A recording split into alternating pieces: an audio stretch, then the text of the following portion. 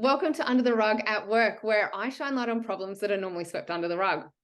Today, I'm chatting with Darius about our shadows. Darius is an Aikido instructor in Newcastle, and he supports youth mental health in the Hunter region as a life skill instructor. Darius, thanks so much for joining me. This is a really interesting topic. You're welcome. Thanks for inviting me. You're welcome. What is our shadow? What is our shadow? I just think about it literally. You go out in the sunshine and you're there and the sun's in your face and everything's beautiful, but there is something kind of dark behind you, which is natural and fine, and but something we need to be aware of. So our shadow in a work environment, or in sort of a dojo environment in life, is just the aspects of ourselves that we have trouble seeing. So when I do any sort of somatic coaching or teaching and I'm trying to do sort of change, I say to people, look at your nose. And our nose is in front of our face all day long. You know, we're evolved, our brain sort of makes it invisible, but we can't see it. It just takes a real effort. And so there are aspects of ourselves, positive and negative, that we really have to take an effort to see. So yeah, that's kind of in short our shadow. Our shadow is sort of the way we turn up that we don't see. Yeah, and I think that ties in directly with the dark sides of work, the darkness of our shadows. Yeah. And often it is the things behind us. Perhaps it's our history that's helped cause that, or had that chain reaction of why we act the way that we do. And I work with a lot of organizations and individuals, and we all have biases. We all have ways of working. And a lot of the time, it is the darkness that we can't see because we think the best of ourselves, right? And we should. We think and we want to be the best that we can be, and we do the best that we can with what we've got. But if we can't see what's behind us, if we can't see that darkness, then we can't really see the impact that we might be having on people. Yeah, exactly. And how we can improve ourselves, and also give yourself a pat on the back as well. We're all sort of doing, well, a lot of us are trying to do our best, and being aware of your shadow and sort of trying to fine tune that sort of gives you just a sense of who you are. Yes. So when in our training, we sort of do a lot of hard stuff, not hard like hitting, but really difficult things. Because it gives us a big sense of, or a really clear sense of who we are. So if we're going to sit for 10 minutes a day and do meditation, that's really valuable and important. But sometimes we'll do an 8-day sit, which is really grueling and really, day 4 or day 5, you really see who you are in a raw sense, which is, again, important for us to know. A lot of us don't like it. We sort of, in the dojo, we talk about this. The dojo is where I want you to bring your ego to die. And every time we train, I'm sort of trying to reach in, drag our ego out into the sunlight, beat it up, and then sort of throw it back. That negative ego, because I think ego is, there's lots of definitions of it, but it's sort of the way I would like to be. And that's a great direction to go towards, but it's not often the way we are. And seeing yourself as you are is the first sort of step to affecting a change. Yeah, and we are only human. We are not perfect at all. And the ego death. I remember reading an Eckhart Tolle book, and I have it here somewhere. And it was so highlighting, and it really just showed what the ego was doing and how it was holding me back. We always have it. We always have some level of it, but that for me was such a mind-blowing read. And it sounds like what you do is, next level to that. Well, there are obviously stages. I'm going to Japan in a few weeks to do a very, people think it's absolutely insane, but it comes back to defeat of the ego, putting yourself in a really, really hard situation to see what happens. We've all, there's in sort of martial arts is this sort of saying, everyone's got a plan until they get punched in the face, and then it goes crazy. And that's the same in people in work, offices, environments. Everyone can kind of function nicely until the pressure's there or there's some big shift, and then you kind of fall back on your raw base self. And I would say the more you get to see your raw base self, the more you can, look at your nose again. You've stopped looking at it. The more you can make those really profound foundational sort of changes. But and the shadows obviously really intrinsically link into that. Yeah. So what are you doing in Japan? I am doing a practice called Masogi Harai, which is a breathing practice. I practice it myself, but I'm not authorized to teach it. So it's lineage and proper transmission is really, really important to me. So I have to go and do an initiation. So it was set up by kind of martial sort of samurai people hundreds of years ago. And to really paraphrase it, you're in a situation where you would much rather be dead. And then after that, everything is, I don't know if you've done a big retreat, but if you go and sit meditation for 8 days, when you come out, the sunshine is more beautiful than anything in the world. The grain of rice is more wonderful than anything else in the world. From a martial context, I've done that kind of thing. And for a few days afterwards, everybody was so slow and sluggish. The world was like, it was like the Matrix.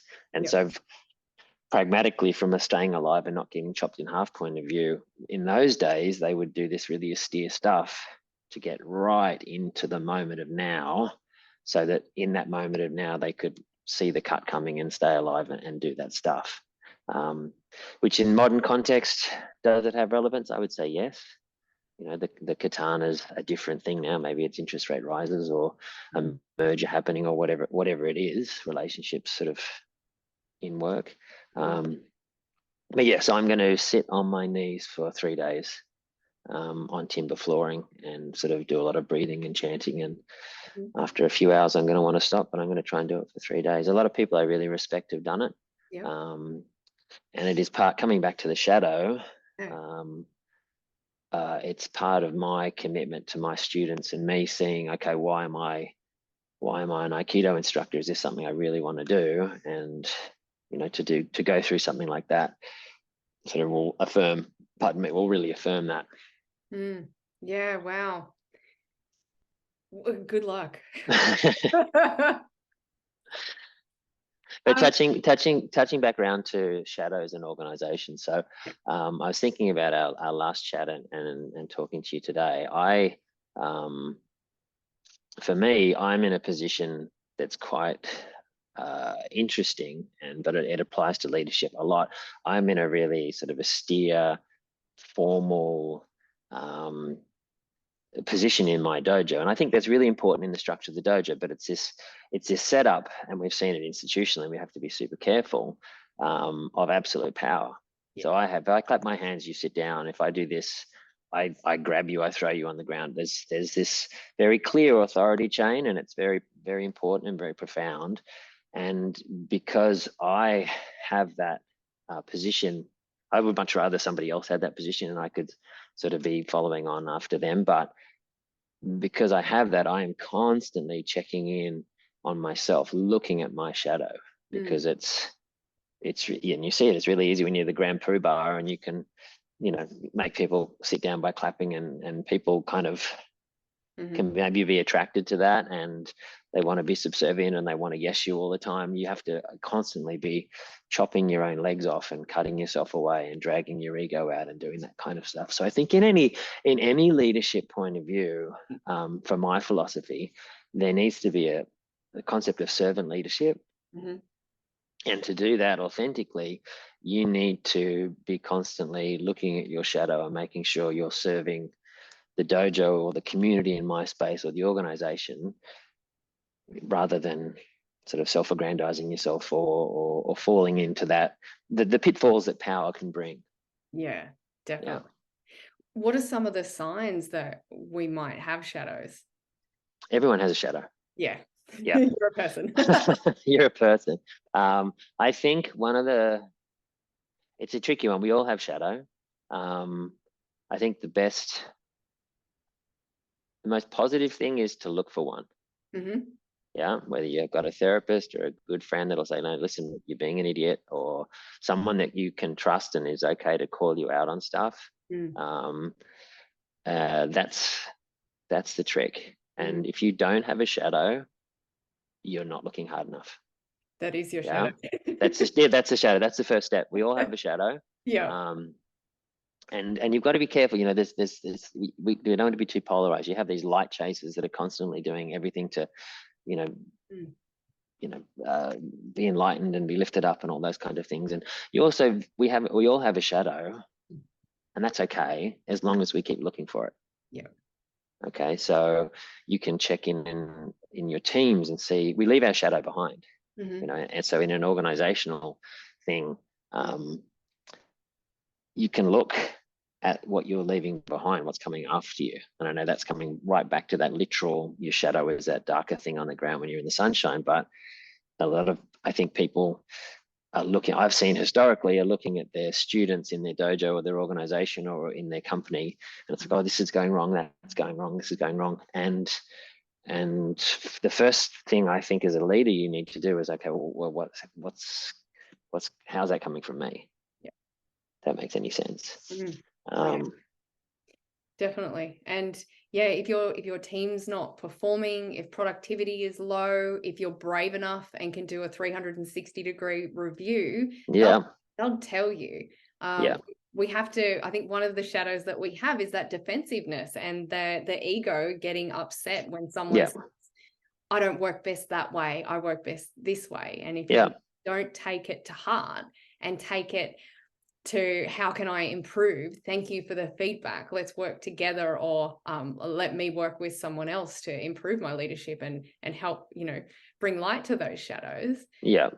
Yeah, there will be a bigger improvement, and it's about continual improvement, right? It's not about being perfect tomorrow, or thinking you're perfect today. It's about constant improvement, as you were saying. Yeah. Yeah. Well, perfection, from my point of view, is a process, not an outcome. Mm-hmm. So I sort of say to my kids, practice makes, everyone says perfect. I said, no, practice makes permanent. So we have to be constantly striving in the direction of what we perceive perfection to be. And that can shift. Think of your 19-year-old self and what your ideal goals and sort of attributes would have been versus now. And that's okay. It comes back to us being human. But we don't have to, but on the basis of what we're talking about today, looking at the wreckage you leave behind, and that's dramatic, but some people do. Some people, organizationally and professionally and personally, leave a swathe of destruction behind them, and it's not, there's one common factor, and that's you. If that makes any sense. Yeah. And we all have a capacity to be sort of very protective of self. The training I do, and sort of the more I'll say Japanese. They're not trying to profile too much on a racial point of view, but my understanding of Japanese culture, and I've had an involvement with it for a long time, is, and it's by no means perfect. There are a lot of shadows in Japanese culture as well, but it's very much about the group above the individual. Yeah. And that's very separate from sort of in the West. It's sort of stuff I'll get mine first. But when you have a lot of people having that mindset, they can check each other's shadows out, and you put yourself second. So to step back a little bit, part of my training process was to apprentice to he's passed away now, but my Aikido instructor. And Japanese apprenticeship, you don't just turn up for work and do the work and go home. You live in the dojo. You sort of are studying the forms or the craft, but you're also studying the lifestyle and the food and everything that goes around. And there's this more intrinsic thing, I think, in Japanese culture, and we're stepping away from it, I think, now, for better or worse. It's just what it is. Of if my job is to sweep the temple, then that's who I am. And people like to say I'm separating my work from this, and it's hard. So teaching Aikido is everything I am. And I don't think that's a bad thing. I don't go, okay, work, life, and separate it. I try and do it together. And then that positively flows in both directions. So when I was doing that apprenticeship, there was an aspect of putting my teacher first. So I might have been training for 6 hours and busting for a wee, but I couldn't take my uniform off. I had to quickly run out the back and get him some peanuts and get him his ashtray and have a beer ready. And we would sit and talk to him until he wanted to go home. And then once that was all done, we would quickly clean up and then take the hakama off, and which is the sort of, and then have a wee and then start cooking your dinner. And that can seem very sort of subservient and deferential, and for some people, but there was a real balance there. So we were taking care of him on that regard, but he was taking care of us. And that's that sort of servant leadership thing again. And when you put something else, whether it's an organization or your teacher or whomever in before you, then you're straight away being a lot more selfless. Yep. Which lets you again see your shadow really well, because you've kind of stepped back. I'm not the main character in this story. In the dojo, my students are the main character in the story. In an organization, pardon me, my staff and my organization is the main character in this story. Whereas I think it's really hard for all of us not to want to be Harry Potter. You know what I mean? I want to be Harry Potter. Yeah. I know you're just some guy on table 4 eating a chicken leg, but that's really important that you're there, and that's okay. And you know, the organization is Harry Potter, or in my case, my dojo is Harry Potter. Yeah. And I always say to leaders and new managers, if your team wins and you help your team to win, you win. Yeah. It becomes a huge win-win, because if you're trying to be, you know, the king of the castle and at the top and do what you're told and when you're told and how I tell you to do it, there is no success in that. People leave in droves because of that. They want to be treated with respect. They want to come to a workplace where they have purpose and they can add value. Yeah. And being a leader like that takes that away. But being a servant leader, as you just said, helps to put them at the forefront and helps them to succeed, which helps the organization succeed and you succeed as a leader. 100%. That's the point. Yeah. You're not a doer, you're a leader. You don't have to do everything.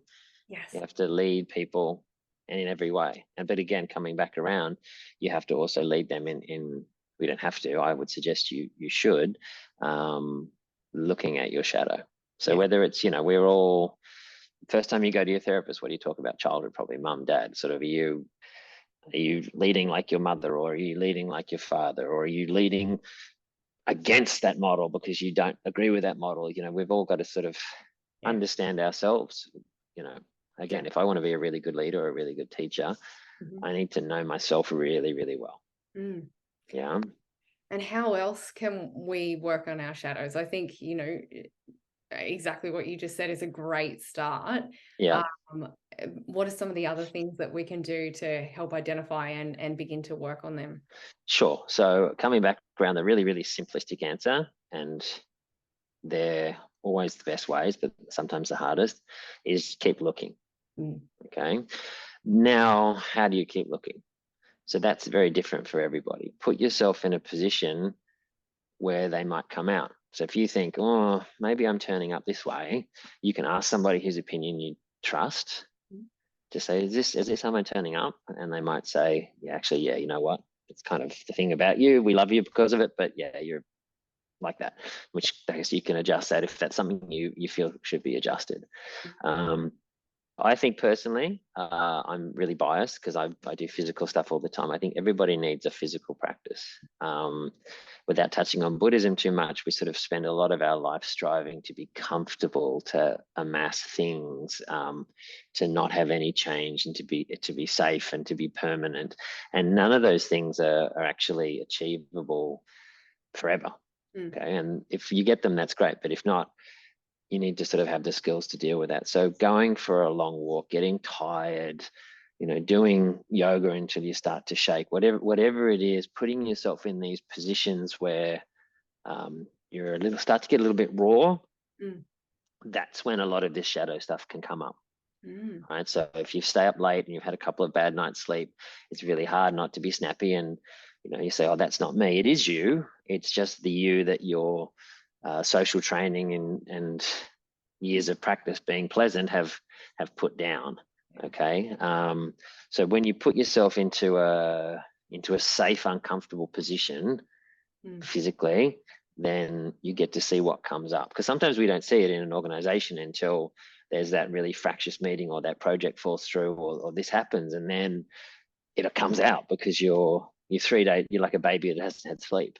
Yeah. And, you know, so yeah, I think that's really important. Checking in with people and putting yourself under pressure safely, but putting yourself under pressure to see where you start to fall apart. So in the dojo, when we're doing a technique, okay, we'll go slowly because it's really hard to learn. You don't learn very well when you're stressed. So we do the training slow, and then we stress and see where it goes wrong. It'll always go wrong.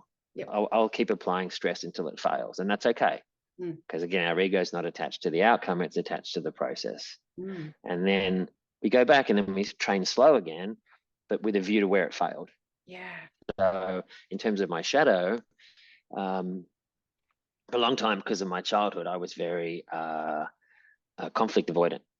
So I would do anything to avoid a conflict, and I would rationalize this lots of ways about, just I'm a peaceful guy and I just trying to be harmonious and all that kind of stuff. And then sort of as I got a bit older, I realized, no, that's not being brave. That's kind of being cowardly in a way. And that behavior served me when I was a little kid, but it doesn't serve me now. And so I don't go looking for conflict now, but I'm very much able to step into it. And that took me a process of really having to back myself in a wall so I wouldn't run away from conflict, and then dealing with it. So that's, again, maybe a more practical way. And you can do that in an organization by just sort of having little roasts.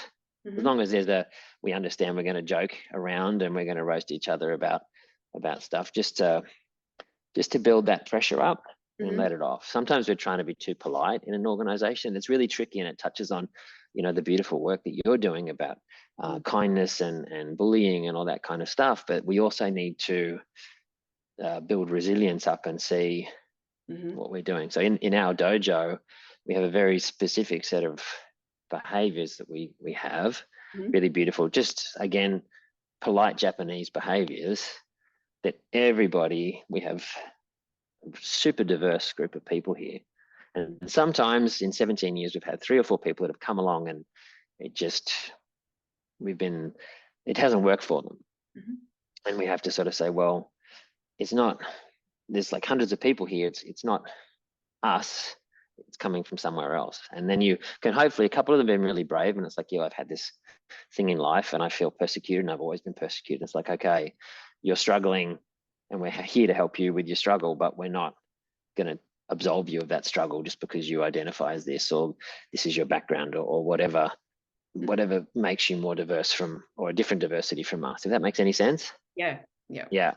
And then so putting pressure on people, on yourselves really to start with, is a great way to start to see that. And a good therapist, to be really honest, whether it's an organizational counselor or a coach or someone you trust, you're ready to fall back on, and they're going to catch you, but you're also happy to be vulnerable enough to fall back on them. And I'm doing all these physical metaphors because that's kind of my world, so that I can show you, if I'm on a first date, you're not going to see any of my shadows.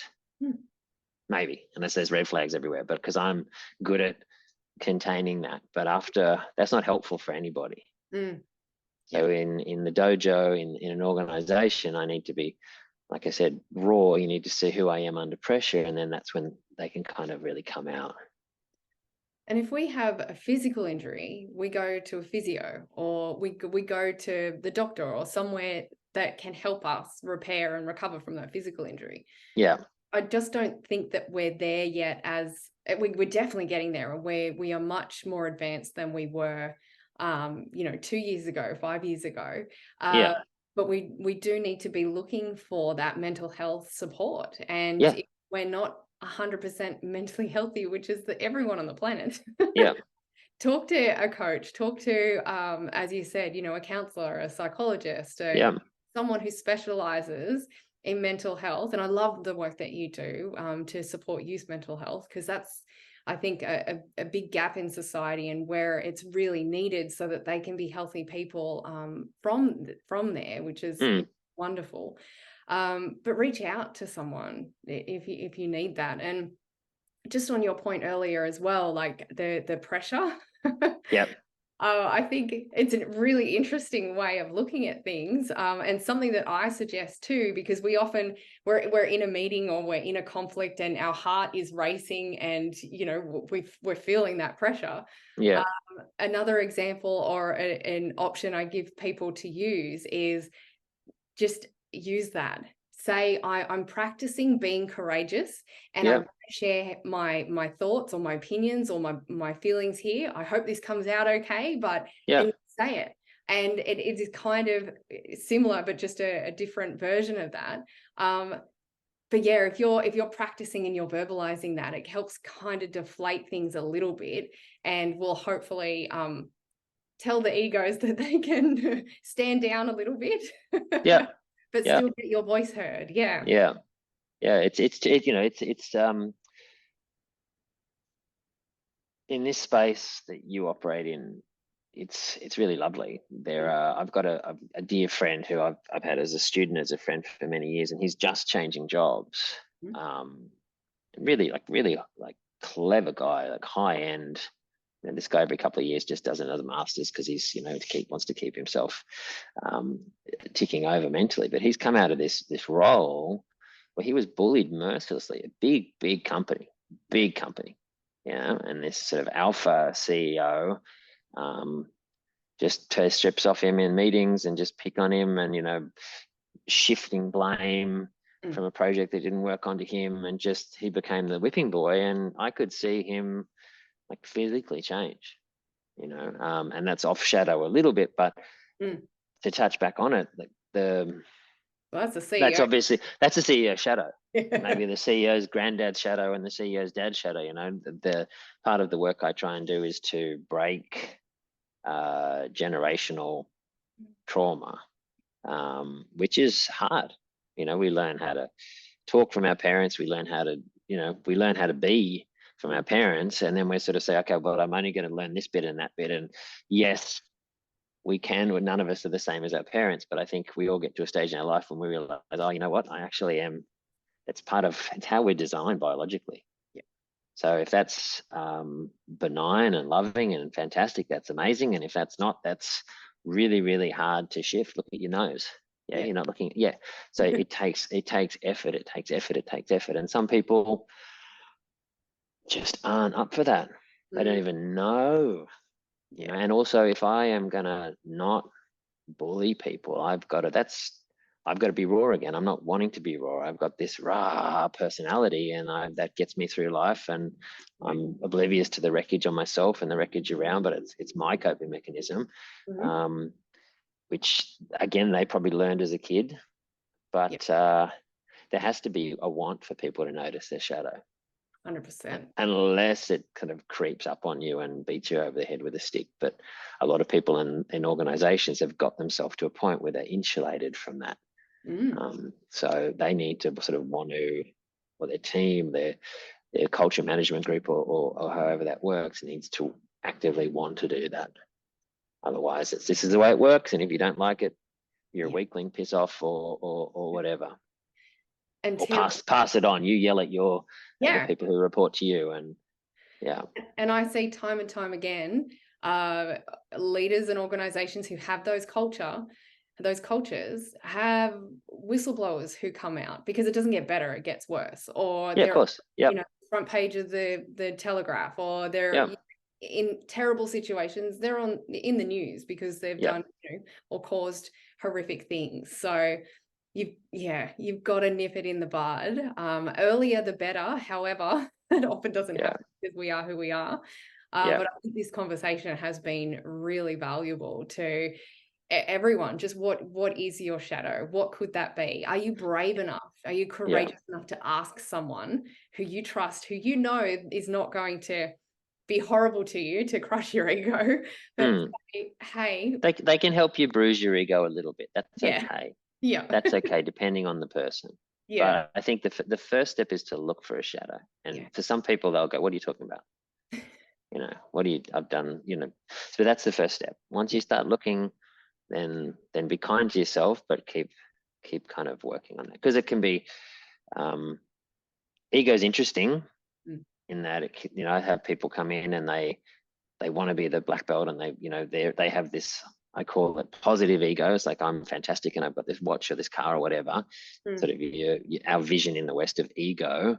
But ego goes the other way, and then I have people that are never good enough, and sort of help women sort of recover from long-term emotionally abusive relationships. And even 10 years later, you're still, saying to them, no, I'm not going to prop you up anymore. That noise that's your ex-husband speaking. Yep. That, I'm not going to keep validating you, because my job's to help you, but not keep, propping you up. And that, they've got to look at their shadow in that regard too.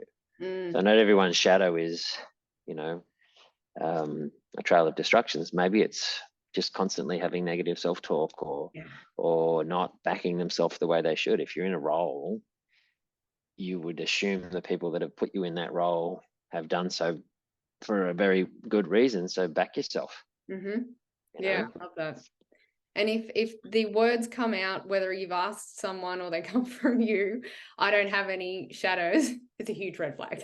Yeah, exactly right. Yeah. If you can't see your shadow, all right, then you got to work. Yeah.